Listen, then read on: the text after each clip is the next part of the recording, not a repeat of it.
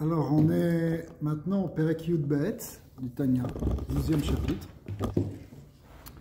Donc, Bezat Hashem, on avance. On a vu dans le 10e et 11e Perek la problématique du rachat, sur lequel on ne va pas s'énerver. C'est simplement une définition. C'est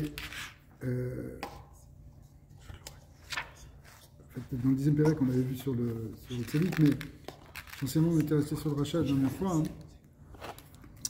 Et le rachat, on a vu que lui, c'était quelqu'un qui, même s'il avait un peu du tov en lui, suivant le niveau dans lequel il était, ce tov n'arrivait pas à s'exprimer suffisamment pour pouvoir dominer. Ou si de temps en temps il ressortait, si de temps en temps il ressortait, c'était juste momentanément, mais immédiatement après, ou peu de temps après, la personne retombait. Donc, le rachat, ce qui définissait le rachat, c'est donc quelqu'un qui est dominé par le mal. Le mal dans son cœur. Maintenant, ça c'était l'opposé du Benoni, même si on a vu que c'était pas complètement l'opposé du tzaddik, même si on avait vu que c'était pas complètement symétrique. Parce que pour s'appeler rachat, c'est plus facile que pour s'appeler tzaddik. Maintenant, ce qu'on va voir, on va voir dans le 12e chapitre maintenant, 12e et 13e, on va voir la définition du Benoni. Donc on sait que c'est le Sefer du Tanya s'appelle le Sefer Shet Benoni. Donc on a ici finalement le prototype de ce vers quoi on doit essayer de porter notre attention et surtout notre projection, arriver à devenir un Benoni. Même si on verra un peu plus tard que l'idée du tzaddik, elle n'est pas complètement abandonnée, en dépit du fait que le tzaddik, c'est en général une neshama un peu spéciale, qui vient avec des forces spéciales que tout le monde n'a pas. Alors, on arrive tout de suite dans le texte. Yudbet. Ve'a benoni, ou chez le olam enara gover kolkar lirvosh ta'ir ktana litlabesh begouf l'artio. En fait, le mal, on avait dit, enfin, le Baal HaTanya avait pris cette image d'une petite ville qui est combattue par deux opposants. La petite ville, c'est le corps, et surtout le plus important dans le corps, c'est le cœur. Et il y a deux opposants qui se battent pour gagner. S'ils gagnent la place dans le cœur, ils gagnent la place dans le corps. Et comment ils font? Eh bien, ils se battent. Un est dans le ventricule droit, l'autre est dans le ventricule gauche. Le ventricule droit, c'est Yetzer Tov. Et dans le ventricule gauche, c'est le Yetzer Hara. Alors, le tzaddik, c'est le Yetzer Tov qui l'emporte. Le rachat, c'est le Yetzer Hara qui l'emporte. C'est lui qui contrôle, c'est lui qui a le plus de pouvoir dans toute cette petite ville. Le Benoni, en fait, c'est pas que c'est moitié-moitié, que un coup le Yetzer Tov l'emporte, un coup le Yetzer Hara l'emporte. Ça, c'était qui? Ça, c'était le rachat. Comme ça qu'on avait défini le rachat. C'est pour ça que c'était pas symétrique, c'est ce qu'on avait dit. Maintenant, le Benoni, c'est quelqu'un qui va ressembler au tzaddik. Parce que le rat qui est dans son cœur n'arrive jamais à l'emporter. Vous allez me dire, bah, c'est exactement la même chose qu'un tzaddik. Sauf qu'on va voir qu'il y a une nuance importante, c'est que le tzaddik, le rat qui était en lui, il est kafouf l'étoffe, il est complètement soumis, au sens où il est, l'image qu'avait donnée le Murazaken, c'est qu'il est battel, comme une dilution dans la cache-route, où on dilue dans un 60e ou dans un 1000e. Mais dans le Benoni, c'est pas exactement ça. Le mal n'est pas dilué, n'est pas annulé comme dans une dilution de cache-route, mais il n'arrive pas à l'emporter. Il n'arrive pas à gagner. Il est là, mais le Yetzer Tov a suffisamment de force pour pouvoir le repousser dès qu'il veut se manifester et ne pas lui laisser, à un moment ou à un autre, prendre la place dans cette petite ville. Alors c'est ce qui est marqué ici. Enara gover kolkar livosh et ta'ir ktana litlabesh begouf l'artio. Il n'a pas la force donc, de s'habiller dans le corps, c'est Yetzer Hara, pour faire fauter. Dainu, qu'est-ce que ça veut dire s'habiller dans le corps? Dainu, chez le chal et vouché nefesh. On parle en fait d'entrer dans les trois vêtements là du Nefesh Abahamit, Shem Marshava Dibur Umaase, Shem Mitzat Klipa, En Govrim Bo, Al Nefesh Eloki. Donc la force du Yetzara qui domine normalement les vêtements du Nefesh Abahamit, eh bien, il n'a pas la force après cela d'aller jusqu'au Nefesh Eloki, d'emporter son Nefesh Eloki. Les Klabesh Begouf, Bemoir ou BP, pour pouvoir s'habiller et rentrer vraiment dans le corps, que ce soit au niveau de la pensée, de la parole, ou même de l'action, c'est-à-dire donc effectivement le moar, la bouche et les autres membres. Ramar Evarim, les 248 membres, les Artiam, pour les faire fauter, ou les Meam, Chas V'Shalom. Alors qu'est-ce qui se passe? Le Benoni, en fait, il a un effet Shabbahamit, il a un Yetzara, mais ce Yetzara, il n'a pas la force de rentrer. Il ne laisse pas rentrer. Il ne laisse pas rentrer ni au niveau des pensées, ni au niveau des paroles, ni au niveau des actions. Donc le Nefesh Eloki, c'est lui qui reste le maître de la pensée, de la parole et de l'action. C'est pour ça qu'un Benoni, on verra, c'est ce que faisait Rabat, hein, c'est pour ça qu'il s'est trompé aussi, quelqu'un qui étudie la Torah toute la journée, quelqu'un, toute sa pensée, toute sa parole, toute son action, elle est centrée autour de la Torah. Le Yetzara ne peut pas rentrer. Oui. Mais c'est pas qu'il n'est pas là. Il est là. Qu'est-ce que ça veut dire un Yetzara qui est là mais qui ne s'exprime pas? Hein? Ça veut dire quoi? Ça veut dire qu'il y a un contrôle à avoir. Le Benoni, il a un contrôle, mais il arrive à contrôler. Il arrive à tenir. Il arrive à tenir le coup. Par contre, dans le tzaddik, il n'a même plus besoin de se battre. Alors un peu plus tard, dans le Yun que le Moazakem fera, par exemple dans le Perek Shloshim, dans le 30e chapitre, on verra qu'il y a même des Bénonim aussi qui n'ont pas besoin tellement de se battre. Parce qu'ils ont une teva, ils ont une nature froide, une nature tranquille, ils n'ont pas besoin de lutter contre leur Yetzara, alors qu'un autre, s'il est mis dans la même situation, ça va être une épreuve. Mais là, on rentrera dans des différenciations, des petites différences dans le Benoni. Mais de manière générale, le Benoni, c'est même s'il a à se battre, même s'il a à lutter, il ne perd pas. D'accord? Donc, le Yetzara, il est là, effectivement, dans le ventricule gauche, mais il ne peut pas entrer dans le ventricule droit, donc il n'a pas la place de pouvoir après dépasser et pouvoir s'habiller dans le reste du corps. Donc il est contenu, il est retenu. C'est comme quelqu'un qui sait qu'il a un problème potentiel, il a un problème en lui, mais ce problème-là, en même temps, il est maîtrisé et il sait qu'il peut le maîtriser complètement. Parce qu'on va voir que si il ne sait pas s'il peut le maîtriser complètement, s'il se dit, bon, là je tiens, mais jusqu'à quand je vais tenir, on ne peut pas l'appeler Benoni. On va l'appeler rachat potentiel. Un peu plus compliqué. C'est-à-dire que, bon, là il n'est pas, il est Sarah, que bon, Hachem, ça tient, mais s'il sait que, bon, évidemment, on peut toujours se tromper aussi, mais s'il sait que dans une situation donnée ou une autre, il ne tiendra pas, dans ce Yetzara, alors on ne peut pas dire qu'il est Benoni à ce moment-là. Mais ça, c'est au niveau de l'action, pas de la pensée. Alors c'est vrai sur la parole, la pensée et l'action. Alors c'est vrai, ouais, sur les trois. C'est vrai qu'une pensée mauvaise, c'est beaucoup plus difficile à contrôler. La force du Benoni, c'est que si jamais il naît une pensée non voulue, eh bien il a la capacité instantanément de la repousser. Le problème de la pensée, c'est si on la laisse traîner. D'ailleurs, c'est Inyana de Yoma, parce qu'à Pessah, on enlever le Chametz, et le Chametz, à Pichasidou, c'est Chimout Samoa. C'est quand on laisse la pensée traîner, vagabonder, gonfle, part dans des... Alors, si quelqu'un, par exemple, a une pensée soit interdite, soit une pensée même permise, mais pas dans le moment qui est voulu, ça s'appelle déjà le Marchavazara, pensée étrangère. Alors, le Benoni, dès qu'il voit poindre cette pensée, tac, il la bloque. Il la repousse. Le rachat, il n'arrivera pas à la repousser. Il va commencer, il va y penser pendant un certain temps. D'accord.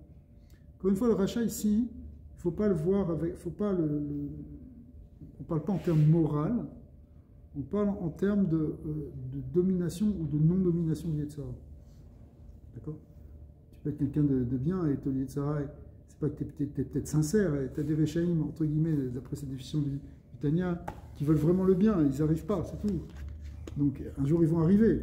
Mais on n'est pas en train de dire, puisque tu es un rachat, alors sors du marchané, on ne va plus jamais te voir, etc. C'est pas ça non plus.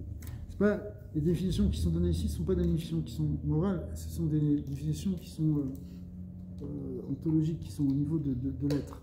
D'accord. C'est intéressant quand même que tu passes par une étape où ce qui va faire la différence entre un Béloni et un tzaddik, c'est juste quelque part s'il va être confronté à une épreuve ou pas. Parce que le Béloni, il est convaincu qu'il va réussir, il va gagner de toute manière. Oh, il y a un combat, mais je sais, comme vous dites, il sait qu'il va le gagner. C'est pas il y a un doute qu'il va le gagner, il va pas le gagner. Il sait qu'il va le gagner. Oh, il y a une pensée qui vient, pas faire le repas, l'action, une émotion. Il bloque, il n'y a rien qui arrive. Le tzaddik, il n'y a juste même pas ça qui vient. Il n'a pas de combat. C'est ça. Parce que le rat, il est déjà battu. Mais quelque part, c'est-à-dire, on s'entend que c'est un combat qui est tout petit. C'est-à-dire un combat que tu es persuadé que tu vas gagner, à la limite, Non, ça veut dire, tu es un prof de judo, donc tu sais que si quelqu'un vient t'attaquer, tu es capable de le mettre à terre. C'est ça. Mais l'autre, il sait qu'il ne va pas attaquer, parce que quand il marche, personne n'ose s'approcher. C'est un peu différent. D'accord. Mais le prof de judo, c'est avec l'action. Non, mais je prends le on est dans la pensée. Non, mais c'est comment pareil. tu refoules une idée? Comment le Benoni il est sûr qu'il va la refouler? Il va au moins la voir s'il la refoule. Si elle monte, un instant. C'est-à-dire que si elle monte, tu dis non. Si tu as le réflexe de repousser quelque chose, non, ça je ne peux pas penser à ça. C'est-à-dire, la demoiselle elle dit que penser, on ne peut pas s'empêcher de penser. Mais orienter notre pensée, oui. Donc, il faut qu'on apprenne à contrôler notre pensée. Le rachat n'arrive pas à contrôler sa pensée. Ouais. Le rachat, ça veut dire que c'est quelqu'un, justement, il n'arrive pas à contrôler ses vêtements. Mais à cause de ça, on ne peut pas faire teshuva? Ah si, bien sûr, on peut faire teshuva. On va voir ici une petite nuance dans les lignes qui viennent, parce que le Moazéken va dire que le Benoni, il n'a jamais fauté. Et ça pose une question. On va voir que ce n'est pas exactement ça. C'est justement ce qu'on est en train d'expliquer. Donc,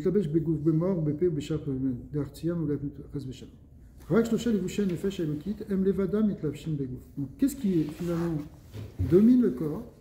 Eh bien, c'est l'âme divine. Plus exactement, les vêtements de l'âme divine.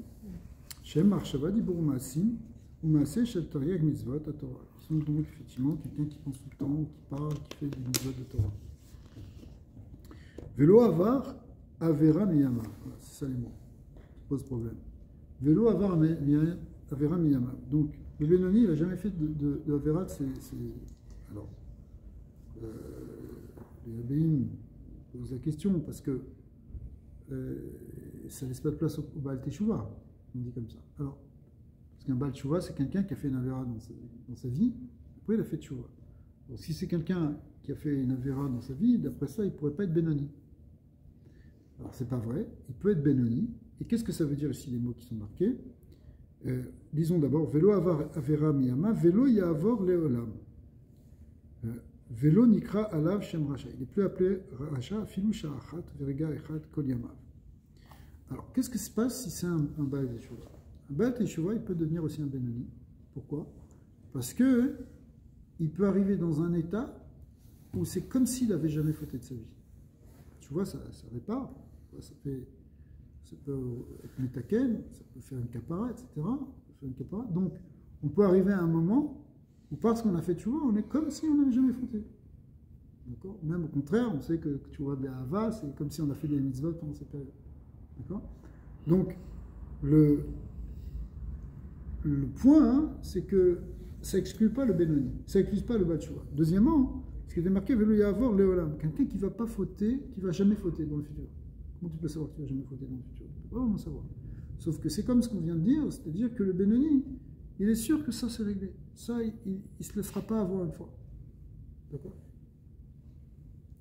Ça ne veut pas dire qu'il n'a pas lié de Sarah. Comme on avait dit dans la définition, et le Moazéken va ramener, c'est que que le Yetzirah Tov et le Yetzirah, ils sont tous les deux Shoftan. Tous les deux, ce sont des juges qui se battent. Qui va gagner? Qui va l'emporter avec des arguments?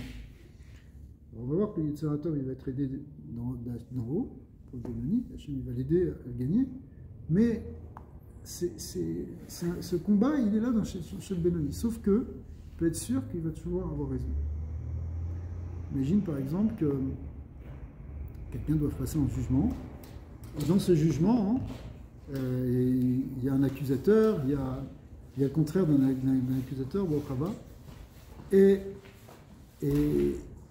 mais lui, il est sûr qu'il a la justice avec lui. Il n'est pas inquiet. Il sait ici, c'est la même chose. Il sait qu'il ne faudra pas. Donc, ça arrive à un point, c'est ça aussi la force de la Teshuva, c'est que ça arrive à un point que même un instant, c'est comme s'il n'avait pas fauté.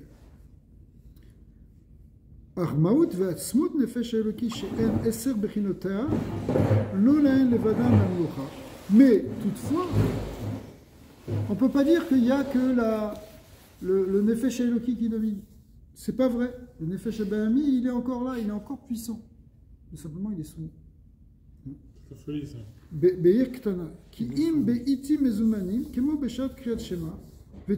Il y a des moments où le Nefesh Bahami, il peut disparaître complètement chez le Benoni. Des moments à vous. Comme par exemple, quand on fait Kriyat Shema, quand on fait la Tfila, au moment le jour où on prie Bekavana, au moment où on arrive vraiment à prier Bekavana dans Kriyat Shema et la Tfila, Mama Shvetzara, là, il nous laisse tranquille. Là, on est tranquille sans lui. Mais sinon, c'est pas évident. Et Shiisha Tamukhin de Galut, les mâles, parce que ça, c'est le monde Kriyat Shema, la Tfila, c'est ce qu'on appelle Mukhin de Galut, c'est-à-dire notre esprit est élevé, on devient très spirituel à ce moment-là. Mais Gam les matins, Ishat à kosher, et aussi parce que concrètement, c'est un moment propice pour ça. Et Koladam Sheas Mekacher Chabad Shelo, la Hashem, la Amik, Da'ato, Begadlut Ensof, ce moment de la Tfila, c'est le moment où on attache notre Sechel, qu'on appelle ici Chabad, notre intellect, à la grandeur de Dieu. C'est ça le lien de la Tfila, c'est méditer sur la grandeur d'Hashem. Ou les horaires et Ahava, Kirishpe Esh, cette méditation, elle amène que notre Neshama s'embrase d'un feu ardent, Bechalal Yemani, justement dans le côté droit du cœur, chez Bélibo. Le Dov Kabo, on a un désir de Dvekut. Mais Kiyum Torah, Mizvotea, mais Ava, Shezou, Inyan, me voit, Bekriyat Shema, de Horaïta, ou Birkotea, c'est ce qu'on dit, en fait, c'est ça le sens du Kriyat Shema et des brachot. Chez les Fanéa, les Charéa, les brachot qu'on fait avant, celles qu'on fait après, chez En, Miderabanan, En, Achana, les Kiyum Kriyat Shema, qui sont elles-mêmes une préparation Kriyat Shema, qui ont été établies par les Chachamim, qui Moshe Katubim comme Achem, que c'est créé ailleurs. Alors pendant toute cette période-là, même chez le Benoni, il y a quelque chose de spécial qui se passe. C'est que là, vraiment, là on pourrait dire qu'il ressemble à un tzaddik. Parce que le Yetzirah, il a complètement disparu. D'accord. Il est plus. Quand un Benoni se met à prier, il est moins comme un tzaddik, il est en découte, il est avec Hachem. Mais déconner des kavanotes qu'il faut avoir et tout. Il faudrait que nous aussi on apprenne toutes ces kavanotes. Les kavanotes, en fait, elles sont déjà. Comprendre ce qu'on dit, c'est pas assez. Alors, faut-tu que. Non, c'est vrai, mais non, c'est pas le même. Normalement, ouais. Il faut arriver à rentrer dans la tefila. Mais c'est une bonne question que tu poses. C'est-à-dire, comment arriver à éveiller la kavana? Parce que la mauvaise pensée, d'après moi, elle occupe ce vide de non-connaissance de cette kavana. Si avec cette kavana, c'est comme un espace, et il est comblé. Maintenant, la bonne kavana vient combler l'espace. Maintenant, c'est le libre. Automatiquement, c'est des pensées étrangères qui vont venir et qui vont occuper l'espace. Parce que le vide, il ne peut pas exister dans l'esprit. Intéressant. Ça veut dire que quand il n'y a pas le Nefesh Eloki qui prend toute la place sur une méditation pour Hachem, alors le Nefesh Abami, il arrive à se glisser avec ses vêtements à lui.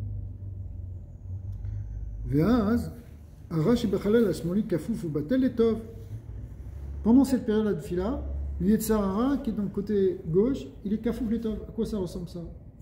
Ce qu'on a dit sur le tzaddik. C'est quoi un tzaddik? C'est un tzaddik qui avait peut-être du en lui, mais il était kafouf letov. Il est complètement écrasé, il est anéanti, il est annulé bitoul, comme un bitoul barov.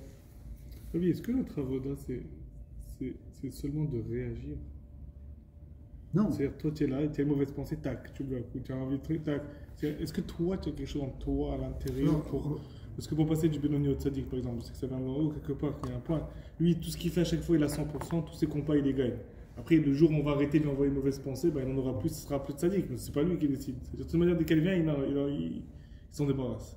Est-ce que nous, tout ce qu'on fait, on est juste en train de réagir constamment à ce qui nous arrive, à ce qu'on est, à ce qu'on a à l'intérieur? La première partie de la question, c'est on va voir un peu plus loin, il va expliquer la nuance, il va bien le dire. Là, on l'a déjà un peu dit, mais il va redire pourquoi il y a cette double choix de Tier Tzadik, Tier Racha, qui veut dire soit un Tzadik et au moins un Benoni. D'accord? Donc on a aussi une joie d'être Tzadik. Est-ce qu'on peut essayer d'être un petit peu Tzadik? Est-ce qu'il y a une manière quand même pour nous d'être aussi un peu Tzadik? Ça, on va le voir. Mais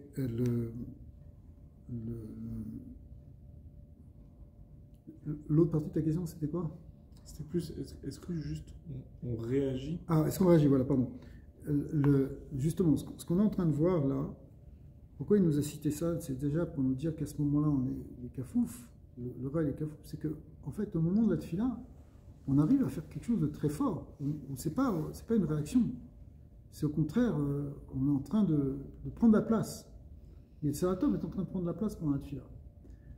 Après, on va voir que ça doit justement avoir un impact, un réchimou, une trace, une influence pour tout le reste de la journée. Si on prie bien le matin, normalement, dans la journée, on n'est pas attaqué par les Yitzhara. Parce qu'on assure, enfin, entre guillemets, c'est-à-dire qu'on est moins attaqué par des mauvaises pensées, c'est effectivement parce qu'on les a complètement chassés à la source.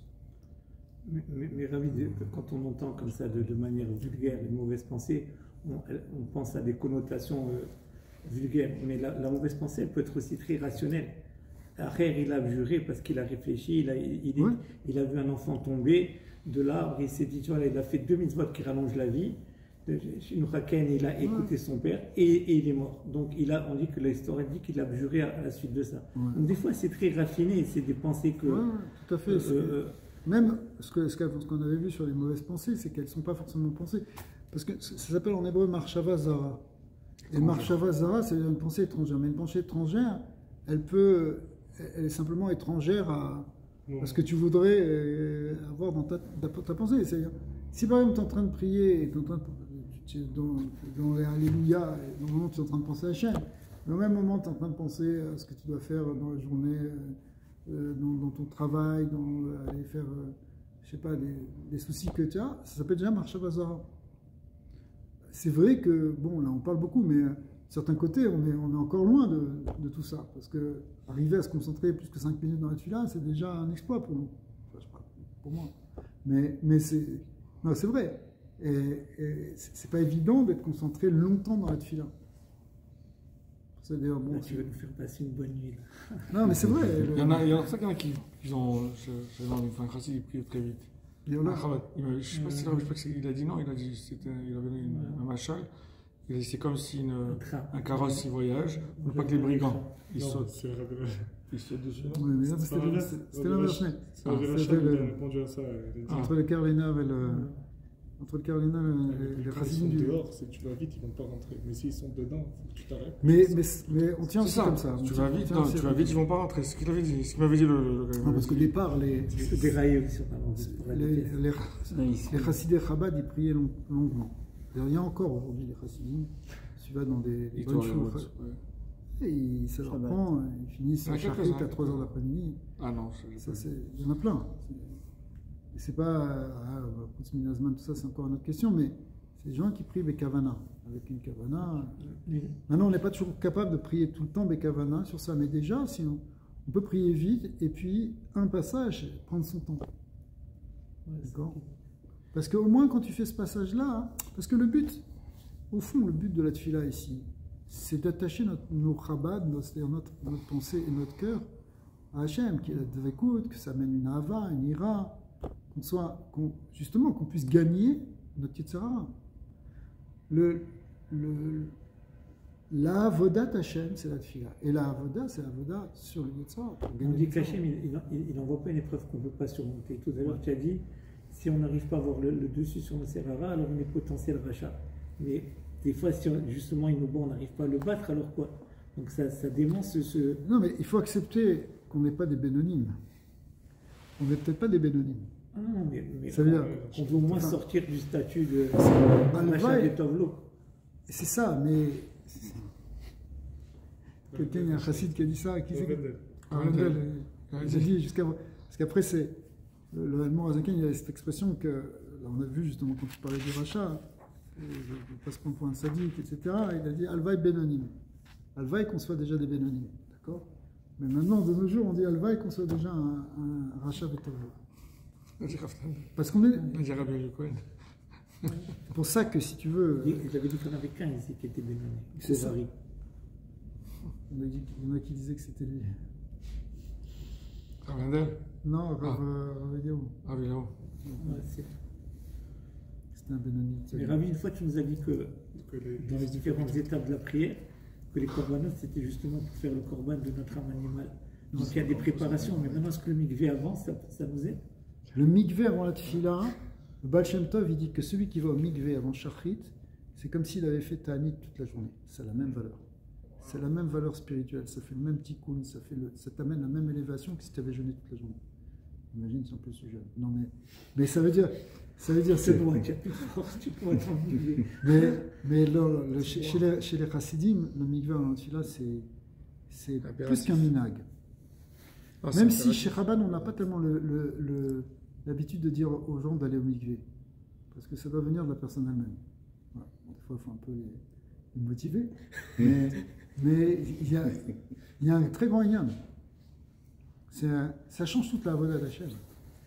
Les gens ne sont pas habitués parce qu'on n'a pas grandi forcément avec cette culture. Mais une fois que tu as pris l'habitude, c'est comme si tu as pris l'habitude de mettre les tefilines. Tu ne vas pas faire de shachrit sans les tefilines. Ben, si tu as pris l'habitude d'aller au mikvé, ouais, mais c'est pas une mitzvah. C'est pas une mitzvah, mais ça, l'effet, c'est un très grand effet parce que c'est une mitzvah kolélet, c'est toute la klalout, ça mène la tahora. Par ça qu'il y a peut-être, on dit que c'est pas une mitzvah, mais c'est pas sûr. Parce que une rakira, si on a le droit d'étudier la Torah, si on est balkiri, tant qu'on n'est pas allé au mikvé, etc. Donc on ne peut pas prier. On ne peut pas prier, qu'on peut pas y prier. Même si la xéra elle a été levée sur la Torah, elle n'a pas été levée sur la tefila. Donc la xéra de la takana de Ezra. Rabbi Levitra qui dit que de la même manière que la tristesse c'est pas une faute, mais c'est pire que toutes les fautes. Et le mikvé c'est pas une mitzvah, mais c'est pire que toutes les mitzvahs. Très fort. Bon, en plus, c'est une mitzvah qu'on fait entièrement, tout le gouffre. Ok, alors. Bon, on est dans les travaux. On est dans les travaux. On va le mettre sur le toit. Non, si tu l'as sur place, c'est pratique. Mais tu vois, les gens, le matin. Mais même si c'est pas pratique. Vous avez raison. Surtout si c'est pas pratique. Même si c'est pas pratique. Même si c'est pas pratique, ça devient très pratique.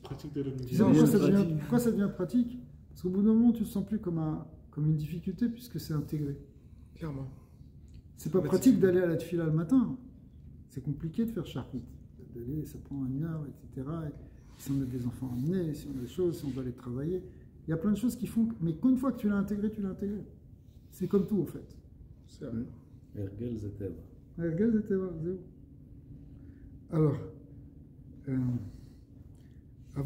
Alors, donc, le Benoni, pendant qu'il prie, il est quasiment un tzaddik. Il n'y a plus le Nefesh Abami, il est complètement annulé, comme tu as mis une goutte d'eau dans une mare, on ne le voit plus. D'accord? Mais, après la tefila, ouf, il ressort. Ah, petit déjeuner, ah, on y va, le téléphone, on attaque, etc. Et le Nefesh Abami, il peut ressortir. On lui reste la place. Aval acharat tefila, beistalkut amokhin de gadlut ensof baruchu. Tu vois que les mokhin de gadlut, cette conscience supérieure du Ensof, elle a disparu. Roser Veniour. Comme dans les Inyanim de Bitoul, des fois dans la Kashrut, il y a ce qu'on appelle le Ra, les Roser Veniour, quelque chose qui avait été annulé, mais finalement, il ressort. D'accord? Bechalal Asmoli ressort dans le côté gauche. Ou Mitave Tava, les Tavot Olamaze, les Tanugav, et il a des désirs pour les désirs de ce monde et pour les plaisirs de ce monde. Et on est fichu. Rak Mipne, Shelo Levado, Mishpat Amelucher. Regardez la beauté des mots du Balatania. Rak Mipne, Shelo Levado, Mishpat Amelucher. Sauf que comme c'est lui qui a, comme il n'a pas tout le pouvoir, c'est pas lui le seul à décider ce Yitzhara, ce Nefesh Abamit, chez le Benoni en tout cas. Même Shala Beir Eno Yachol, et qu'il n'a pas le pouvoir vraiment dans la vie. Eno Yachol et Otsita Avato Mikwar à la poêle. Alors tu as envie, mais tu ne vas pas le sortir. C'est vrai qu'il est là, il voudrait, c'est comme il a un lion qui est dressé. Paf. D'accord? On ne le laisse pas s'exprimer. Les tlabèches, beivre à gouf, il m'a assez dit bourg marchava, mamash, les amik, marchavato, beta nouga ou mamazé. Ici, il fait une petite nuance. Il n'a pas la force, ni dans l'action, ni dans la parole, ni même dans la pensée, de pouvoir s'étaler dans la pensée, parce qu'effectivement, il peut nous toucher un petit peu dans la pensée, mais il ne va pas s'étaler. Donc, s'il nous touche un petit peu dans la pensée, ça veut dire qu'il ne rentre pas. C'est seulement s'il s'étale dans la pensée avec ce qu'on appelle des hirurim, qu'on commence à méditer sur la chose, sur du Yetzara, alors c'est là qu'il est vraiment rentré dans la pensée. Donc, il ne peut pas nous dire Betanouge, Marchavoto, Betanouge, Alamazé, Erlemalot, Tavat Libo, qui a Moar Shalit à la lèvre. Pourquoi? Parce qu'il n'est pas seul à diriger et qu'il y a le Moar qui domine le cœur. Ça, c'est une expression qui est prise dans le Zohar. Moar Shalit à la lèvre, le cœur, enfin le cerveau domine le cœur. Et dans le cerveau, on a vu que c'était la source du Yetzaratov. D'accord? Qui était dans le côté droit du cœur, mais qui était en relation avec le cerveau. Plus on va méditer sur Hachem, sur la grandeur d'Hachem, plus on va prier en fait, et plus on va avoir des forces pour être cholette à la lèvre et donner une puissance au Yetzaratov pour qu'il repousse d'emblée le Yetzaratov. C'est le Balataya qui avait dit que même quand on marche sur la pierre, il fallait réciter des Mishnayot par cœur, penser à Hachem, sinon la pierre elle allait avoir un statut plus haut que nous. Ouais, la et pierre, quel droit il va marcher sur nous. Il n'y a pas longtemps. Ouais, mais c'est la Gemara, la Mishnah, c'est ça, non? Ouais, mais la pierre, elle dit à l'homme, d'où qu'est-ce que tu as de mieux que moi? D'accord. L'homme, normalement, il est là pour dire pour être humain. C'est le plus haut. C'est la première fois que la pierre, elle jette la pierre. Exactement. Pourquoi on ne dit pas que c'est le cœur qui domine le cœur? C'est-à-dire que c'est le ventricule droit qui domine le gauche et que c'est le Moar qui domine le cœur? En fait, c'est ça l'idée, en fait. Tout le fait que la tête domine le cœur, qui est un principe, et c'est pour ça que la tête est située au-dessus du cœur, c'est seulement ça qui permet au Yetzaratov de l'emporter sur Yetzara. Dans le cas d'un Benoni, en tout cas. Et c'est pour ça qu'il faut renforcer la tête. Renforcer la tête va donner ensuite de la force au cœur. Il a cité un terme ici qui est emprunté à la Kabbalah. Il a appelé ça Mochin de Gadlut, de Lorentzov. Mochin de Gadlut, qui s'appelle aussi Chabad, Chokhmah Binadat. Lorsqu'on augmente les Chabad, lorsqu'on fait, puis Kabbalah fait descendre les Chabad, les Chokhmah Binadat, c'est mitpachet après un or dans les Chagat, mais ça fait descendre après dans le cœur. Donc, si on n'amène pas les Chabad, on reste simplement à Chagat. C'est ce que vous pourrez faire, simplement au niveau des émotions. Quelqu'un qui vit que au niveau des émotions, il risque en tout cas d'être contrôlé par ses émotions. Alors, ça dépend quelles émotions il a, quelles sont ses midotes. Il y a des midotes naturellement calmes, naturellement bonnes, équilibrées, tant mieux pour lui. S'il n'a pas des midotes équilibrées, pour telle ou telle raison, soit Bétéva, soit parce qu'il a eu des difficultés dans sa vie, eh bien, il faut qu'il prenne une force supérieure pour pouvoir les transformer, les contrôler. En termes plus simples, ça veut dire que c'est par la pensée que tu vas pouvoir agir sur tes émotions. Mais pas la pensée simplement dire je veux me contrôler, je veux pas faire ci, je veux pas faire ça. Ça serait la voie des Moussa. La voie ici de la Chassidut, c'est j'attache ma pensée à Dieu et je prends la force du Ensof dans ma pensée pour pouvoir ensuite dominer mes émotions et les transformer. Ça, c'est la voie. C'est la différence entre Chassidut et Moussa. Moussa, c'est une pensée qui veut contrôler les émotions parce qu'elle les juge bonnes ou mauvaises. La Chassidut intègre évidemment ça, mais elle prend une arme supérieure, c'est qu'elle va chercher en haut la force, l'énergie divine, l'énergie spirituelle pour pouvoir réellement dominer les émotions. Le rationnel, c'est pas suffisant. C'est pas simple. Il faut utiliser la raison, mais attacher cette raison à une dimension divine. Mais parce que là, on a une force infinie. Rabbi, l'aïra et la au moins au niveau tata, c'est émotionnel, c'est pas. Oui. Il ne faut pas être dans l'émotionnel. Donc, comment on fait pour. Non, justement, parce que notre ava, notre ira naturelle, elle peut être tournée sur les choses de ce monde. On aime des choses de ce monde, on a des désirs de ce monde, on a des peurs de ce monde. Mais comment on fait? On aime le rab, on aime la synagogue, on aime ces tatas. Ça, c'est déjà pas mal. Mais ça reste encore une ava et une ira ativit, ou une ava et ira qui est au niveau des midot. Maintenant, il faut qu'on amène une ava et ira qui va être supérieure. Elle est supérieure parce qu'elle est générée, ce sont des sentiments qui sont générés par une pensée, une compréhension plus profonde, une compréhension métaphysique. Ça veut dire que tu vas développer ton amour de Dieu, ta crainte de Dieu. Et si tu as vraiment l'amour d'Hachem, alors ça fait fondre l'état anonyme. Ce qu'on a vu dans le tzaddik. Le tzaddik, il aime tellement Hachem, c'est ça qu'il définit comme un tzaddik, qu'il n'a aucun désir, il a une répulsion même pour les choses basses. Mais même chose pour la ira. Il a tellement d'ira Shamaïm qu'il n'a peur de rien. Tu vois, le Baal Shem Tov, il a peur de rien. Il est caché, c'est pour ça. Parce qu'il n'aurait pas pu s'attacher de cette façon.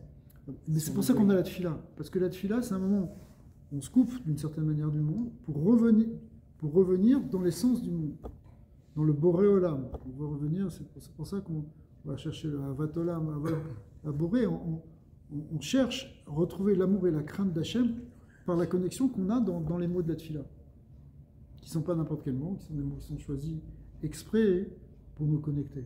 Et quand on fait ça, alors c'est ça le but de la tfila. Normalement, on doit sortir de la tfila avec beaucoup plus de kohot, beaucoup plus de force pour empêcher les tzara de nous dominer. Kimoshe Katuv Beraya Mehemna, Parashat Pinchas. Betoldato, Veteva Yetzirato, Shekar Notzar Adam Betoldato, Shekol Adam Yachol Birtsono, Shebemocho Leitapek ou Limshol Beruach Tavato. Là-bas, le Zohar, en Raya Mehemna, il explique, Parashat Pinchas, que Beteva, l'homme est créé avec une tête qui est au-dessus du cœur, qui peut dominer le cœur. Et dominer l'imshol beruach ta'avato shebelibo shelo lemalot mishalot libo bemaaseh dibur u'marshava uleasiar da'ato legamre mita'avat libo el ha'efer legamre ubiprat el sad ha'kedusha, et encore plus du côté de la kedusha qui est directive v'reiti sheyesh yitron lechachma min ha'sichlut. Et donc avec la kedusha aussi on peut faire ça, parce que quand on met, bien sûr, même quelqu'un qui n'est pas dans la kedusha, il peut dire je contrôle mes émotions. D'accord? C'est un stoïque. Il se contrôle. Mais avec la Gdusha, c'est encore plus fort. Parce que quand tu vas chercher dans les forces de Gdusha, un petit peu de Gdusha, ça peut repousser beaucoup plus de rocher. Pourquoi? Parce que ça vient de ça. Ça vient de la lumière infinie. Et c'est ce qui est marqué dans le Pasuk. Que Raïti dit il y a une supériorité de la lumière de la sagesse sur la bêtise, qui est trop n'avoir min rocher, comme la supériorité du or sur le rocher. On avait vu des explications dans des endroits un peu différents.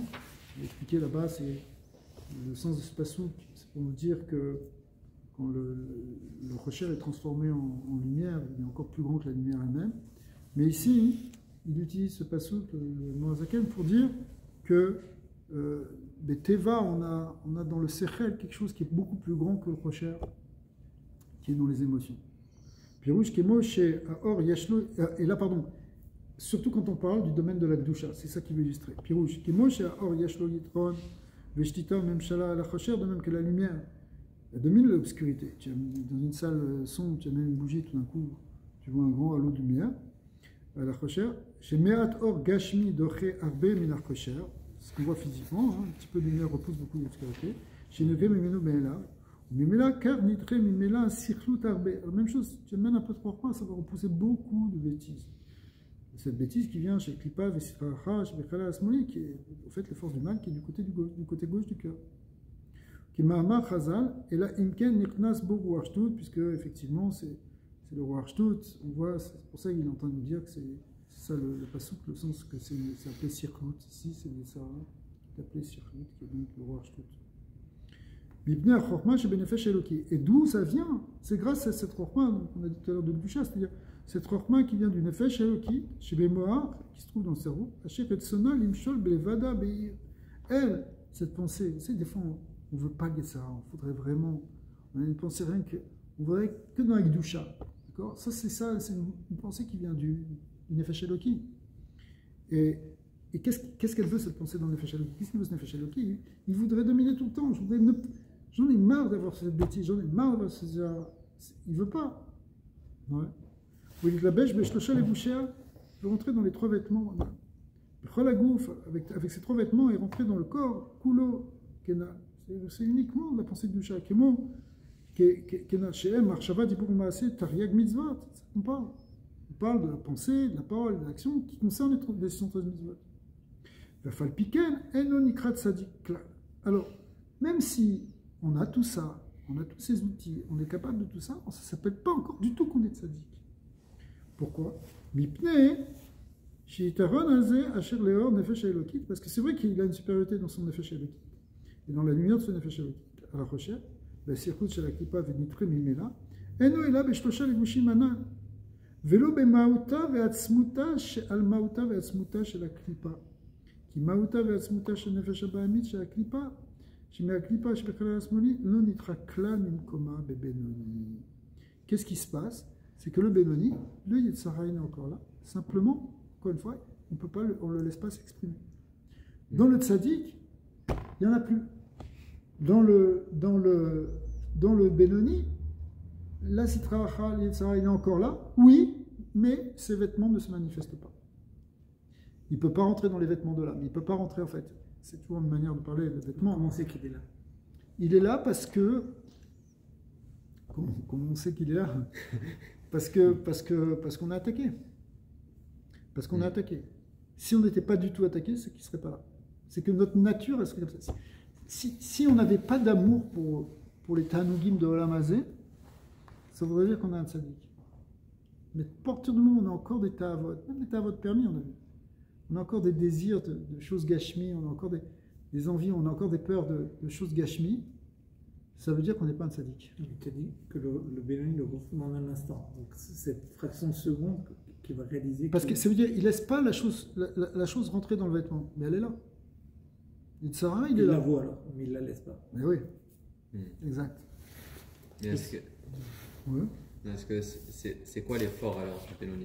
Est-ce qu'il travaille fort à l'intérieur ou est-ce que c'est une maîtrise? Alors c'est juste comme le travail de tout. Je ne comprends pas tout à fait. Imagine que le Benoni, c'est quelqu'un qui du matin au soir, il fait que penser, que dire et que pratiquer, enfin, et que faire des mitzvot. Enfin, que dire des paroles de Torah et faire des mitzvot. C'est ça en fait, un Benoni. Mais maintenant, ça ne veut pas dire que le Yetzara il a disparu. Ça veut dire que le Yetzara on ne lui laisse pas de place. On ne lui laisse pas de place. Est-ce qu'on peut dire, je me trompe probablement, mais est-ce qu'on peut dire que le Benoni, c'est comme si c'était quelqu'un qui a son Yetzara, c'est juste qu'il a tellement renforcé son effet Shaeloki qu'il domine. Et quand ce Yetzara il est là, ça veut dire qu'il n'a pas été raffiné ou écrasé, c'est juste que par la lumière de l'autre côté, il gagne à chaque fois. Parce que le Yetzara, c'est le même. Ouais. Alors que dans le Tzadik, il a entièrement dilué le Yetzara. Voilà, c'est vrai, tu peux le dire comme ça. Ici, la distinction qu'il a fait entre le Tzadik et le Benoni, c'est que le Tzadik, c'est même sa Ma'out. Sa Ma'out, elle est top. Ma'out du côté gauche. Il n'y a plus d'attachement à la Klippa. Alors que dans le Benoni, sa Ma'out, elle est encore... il y a encore le Tokef du Yetzara, mais les vêtements, ils sont totalement contrôlés. Il n'y a pas de Yetzara dans les vêtements, mais il y a un Yetzara dans la Ma'out. Alors que le Tzadik, il n'y a ni de Yetzara dans les vêtements, ni dans l'essence. C'est ça, non, mais basé ce que je veux dire, c'est est-ce qu'on peut dire alors, que quelque part pour juste devenir Benoni, le Tzadik c'est notre histoire, mais juste pour devenir Benoni, est-ce que l'Avoda, ça ne serait pas seul se concentrer au maximum seulement sur renforcer ses chabad, renforcer son serré, renforcer son effet Shaeloki, et après, ça va dominer le côté gauche, ça va gagner le combat. Mais on oublie il y aura de toute façon, il y aura quand même une avoda de Sour Merav et Asetov. On a toujours les deux à faire, mais la voie de la Chassidoute, c'est qu'on développe beaucoup le Asetov. Le fait qu'on fasse beaucoup de Asetov, ça va faire Sour Merav. Mais c'est aussi le Sour Merav pratico-pratique, ça veut dire sélectionner ses influences, des endroits où ne pas aller, ne pas voir, ne pas regarder. Ouais. C'est très important ça. Ouais. C'est très important, surtout pour le rachat. Non, c'est vrai, c'est ce qu'il va dire. Parce que c'est ce qu'il va dire un peu plus loin. Parce que pour le Benoni, théoriquement, il a fait ce travail déjà. Le Benoni, il sait que s'il va même dans un endroit comme ça, attention, il y a des endroits où c'est assourd. Minadine, un endroit où c'est pas sniot, etc. Mais, et encore, c'est une chéla, surtout de nos jours. Comment faire? Mais le Benoni, il doit se dire que dans les endroits qui s'est permis, même s'il y a plus de tentations, lui, il ne tombera pas. Parce qu'il est attaché à cette force que tu as dit en lui. Parce que c'est ça, parce qu'il a un contrôle total, parce que son Yetzaratov, il est suffisamment fort pour en permanence maîtriser Yetzara. Imagine un gars, on va prendre une image un peu stupide, imagine un gars qui a un chien un peu féroce. Okay. Bon, mais si le gars il contrôle tout le temps son chien, ça va. Ça c'est un Benoni, c'est pas bon, c'est vraiment contrôle son lion ou son chien en permanence, ça va, il va jamais l'attaquer, il va jamais. Le chien dès qu'il le voit, il a peur. Okay. Mais si c'est un gars qui n'arrive pas à bien contrôler son chien, il risque de se faire mordre par son chien. Le chien tout d'un coup il pique une crise, ça peut exister. Ça, c'est l'image d'un rachat. Le rachat, il peut se faire attaquer par son Yetzara. Le tzadi, le Benoni, il a encore un chien qui peut potentiellement, on pourrait imaginer que ça, mais pour lui, il n'y a aucun risque. Il peut rester à côté, il ne va pas l'attaquer. Il sait qu'il ne va pas l'attaquer parce que le chien est totalement soumis. Chez le tzadi, il n'y a pas de chien du tout. Le chien, il a juste la peau collée sur le plafond. C'est-à-dire un souvenir. Ça, c'est théorique, mais dans la pratique, dans la pratique, on a pratiquement tous des rachats. Parce que quand quelqu'un il chute, pensée, parole, action, il chute dans la pensée, pour après, ça va passer par la parole, et après dans l'action. Mais quand on fait teshuva, c'est le contraire. On arrête l'action, on commence à contrôler la parole. Le dernier bastion qu'il faut reconquérir, c'est la pensée. C'est juste, ouais, on peut voir comme ça. Dans la pratique, mais en même temps, dans la pratique, il faut vraiment contrôler la pensée. Je disais, un sefer sur la tchouva qu'a écrit le Admour Emsaï, un mahamar qui s'appelle Poker Evem, là-bas il donne les clés de la tchouva, il ramène ce Inyan, qui est très connu aussi ailleurs, parce qu'il marque dans la Gemara qu'il ne faut pas avoir de hirurim dans la journée pour ne pas fauter ensuite la nuit. C'est-à-dire que la pensée, elle peut entraîner qu'après, quelqu'un il va fauter. Pourquoi hein? Donc ça veut dire que si on veut contrôler l'action, ça commence aussi par le fait de contrôler la pensée.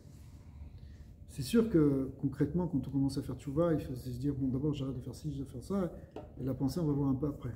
Mais le contrôle de la pensée, il est déterminant par rapport à l'action aussi. Parce que si quelqu'un il laisse, il dit moi j'ai rien fait, d'ailleurs personne ne voit rien, je suis en train de penser, je pense à des trucs, ok. Mais après, ça risque d'avoir un impact dans le corps qui fait qu'après le gouffre lui-même, il va fauter physiquement. Donc, honnêtement, mais s'il n'y a pas ce renforcement de Chabad, il n'y a rien.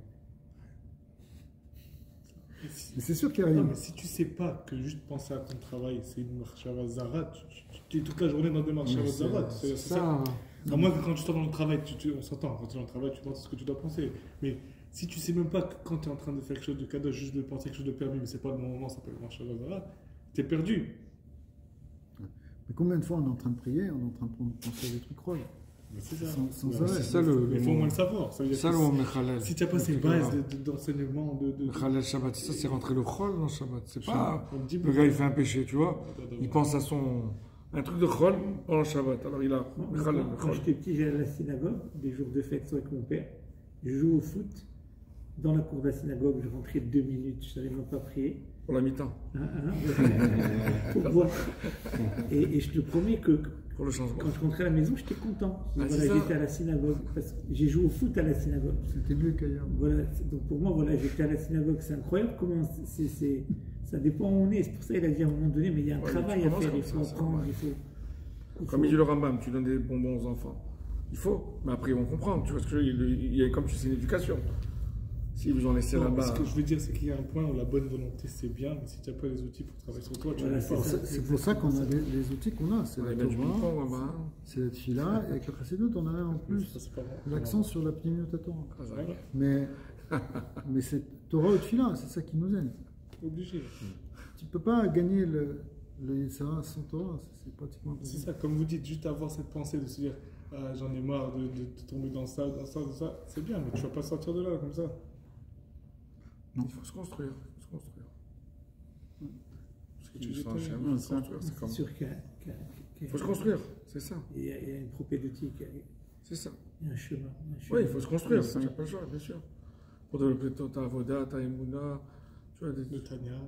je parle en général, mais peu importe les outils. Le Tania, c'est Sefer Shel Benonim. C'est-à-dire que normalement, il y a les clés. En introduction, il nous a dit, ça veut dire. Il explique comme ça que. Meukat mibisorim mipisofrim, kedosh Elion, shmatan Eden, meyusad al pasuk ki karov elecha davar meod beficho bivarecha la'asoto. Il te dit, en fait, il y a un pasuk qui dit la chose elle est proche de toi, dans ton cœur, dans ta bouche et dans ton action. C'est-à-dire on retrouve les trois choses dans ton cœur, c'est-à-dire dans ta pensée, ta parole et dans ton action. C'est très proche de toi d'arriver à faire ça. Changer ton essence, ta maout profonde du Yetzara, c'est beaucoup plus difficile. Peut-être même impossible. C'est pas impossible, mais c'est beaucoup plus difficile. Mais changer tes vêtements ou contrôler les vêtements de la pensée, de la parole et de l'action, c'est marqué dans le passouk. Et le but de ce livre, c'est de te montrer, l'explication de ce passouk, que c'est karov elecha, que c'est proche de toi. C'est-à-dire que c'est à notre portée, théoriquement. Et après, nous, on se dit alva, etc. Mais théoriquement, il y a une clé. Il y a une clé si on suit vraiment. En fait, c'est un coffre. Le problème, si on regarde un peu dans tous les Mahamarim, qui finalement sont un grand développement de tout ça, d'accord, tous les Mahamarim de Chassidut, il revient à un point essentiel, c'est que la clé, c'est par la Kabbalat Ol, et on verra la Kabbalat Ol d'être attaché au tzaddik. Parce que quand on est attaché au tzaddik, on va voir après un peu plus loin que il y a un hibour de la Neshama du tzaddik qui fait que de ce moment-là, on est un peu comme des tzaddik. Et aussi à la fin du Pérec 14. Et aussi, on trouve les forces pour être justement devenir un Benoni. C'est pour ça qu'en fait, la voie pour devenir un Benoni, si on comprend bien la voie de la chassidut, c'est d'être un chassid. Mais un chassid, c'est quoi? C'est justement quelqu'un qui est attaché au tzaddik et qui fait toute cette fila et cette avoda de Messirut Nefesh, et de Kabbalat Ol, en rencontrant sa nature, en brisant ses ta'avot, etc. Toute cette avoda du chassid, elle fait que ça devient un karov, c'est proche de toi. C'est-à-dire que c'est facile, mais c'est proche. Où il est le lien maintenant entre le fait que le Tanya s'appelle Tanya et qu'on dit que c'est le nom de Kippa Katek, ou Talmid Chacham, Tanya? Parce que... C'est quoi le lien? Parce que la Nekuda de tout ça, derrière toute cette ligne de Kabbalatol et les Batel en Tzadik, c'est la Nekuda de la Yeshut. La Yeshut, c'est en fait une forme d'orgueil, d'ego. C'est ça l'essence même en fait de la Maout du Yetzara qui est dans le Chalal Asmoni. C'est quoi? C'est ce Yesh. C'est ce qui vient casser ce Yesh qui peut être même chez les Talmidei Chachamim, puisque la fonction du Balatania c'était d'amener ça chez les Talmidei Chachamim. Eh bien, c'est un Shem Kadosh qui vient briser la Klippa qui s'appelle Tanya. Le mot Tanya était là aussi symboliquement pour ça. Mais c'est sûr que c'est pas que le premier nom qui va régler le problème. C'est juste le Yesh, où il y a d'autres choses. C'est ça la Nekuda, le mythe. C'est le grain de sable autour duquel tout s'est construit. La perle. Bon, la perle ici, c'est pas le bon symbole. C'est la Nekuda centrale, c'est le Yesh. C'est pour ça qu'en fait, toute la Voda, de Kabbalat, etc., c'est pour arriver au Bitul HaYesh Amiti. Quand il n'y a plus de Yesh Amiti, quand il y a un vrai Bitul HaYesh complet, chalet, en réalité, ça revient à dire qu'il n'y a plus d'Yesara. Plus d'Yesara, puisqu'il n'y a plus un je qui désire. Bon, Adonai Leolam, Amen, ve Amen.